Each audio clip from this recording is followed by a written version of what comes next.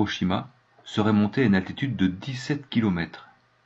Si on considère qu'il mesurait 100 mètres de diamètre, certainement beaucoup plus, cela fait un volume de plus de 100 millions de mètres cubes.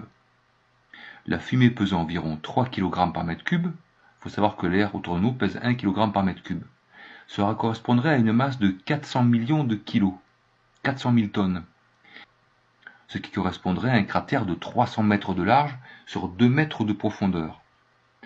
Or, les photos du point zéro d'Hiroshima ne montrent aucun cratère.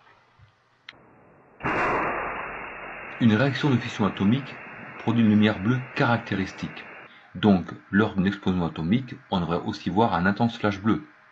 Pour terminer, il faut savoir que moins de 2% de l'uranium présent dans la bombe atomique aurait subi la réaction en chaîne, soit environ 1 kg, soit le volume d'une grosse noix, parce que l'uranium est très lourd. Et donc un volume aussi petit pourrait produire les gigantesques explosions que l'on montre avec autant de fumée. Si l'explosion atomique existait, il n'y aurait qu'un flash intense d'énergie pure, comme un soleil, mais en aucun cas cela formerait un champignon de fumée.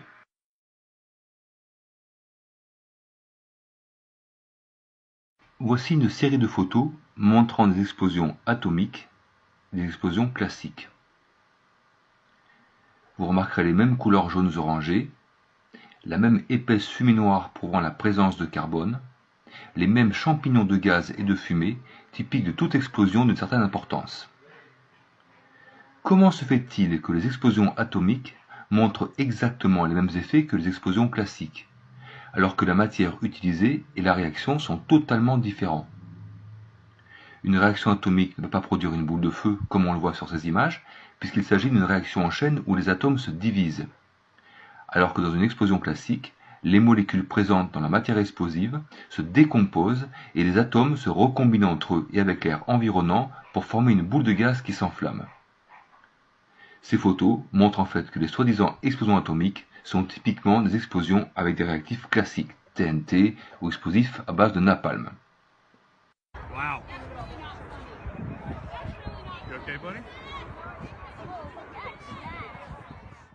L'analyse des témoignages des premiers soi-disant tests atomiques prouve bien que ces explosions n'avaient rien d'atomique.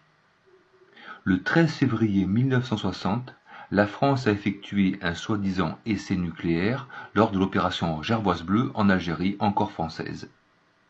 Le test était dans le désert du Sahara, donc dans une zone où il n'y avait que du sable, pas un seul arbre.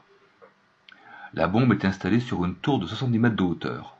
Et un journaliste présent sur le site décrit ce qu'il voit. Écoutez bien. La boule de feu est immense. Elle vacille, on dirait qu'elle cherche son équilibre. Un pilier de fumée bouillonnante noire se dresse. On a l'impression d'un dépôt de pétrole qui brûle. Le journaliste dit bien, on a l'impression d'un dépôt de pétrole qui brûle. Comment est-ce que la fumée d'une explosion atomique pourrait avoir l'aspect d'un dépôt de pétrole qui brûle? Le militaire Roland Weil et 3 autres conscrits se rendent au point zéro 1 heure juste après l'explosion pour effectuer des prélèvements et planter le drapeau français au centre du cratère. Étonnant, l'essai Gervoise bleue était 4 fois plus puissant que la bombe atomique d'Hiroshima qui aurait tué immédiatement 70 000 personnes. Mais là, ces militaires vont 1 heure après l'explosion sur le point zéro sans ressentir aucune radioactivité. Ils auraient dû être au moins victimes de maux de tête, de nausées, de malaise, voire de brûlures. Pourtant, Roland Weil n'en parle pas et commande ceci. En arrivant à une centaine de mètres du point zéro, on ne pouvait plus rouler sur la route en bitume. Elle était toute fondue par la chaleur. On a continué à pied. Une grande cuvette était formée. C'était tout noir comme du cirage, noir et brillant, comme de la glace.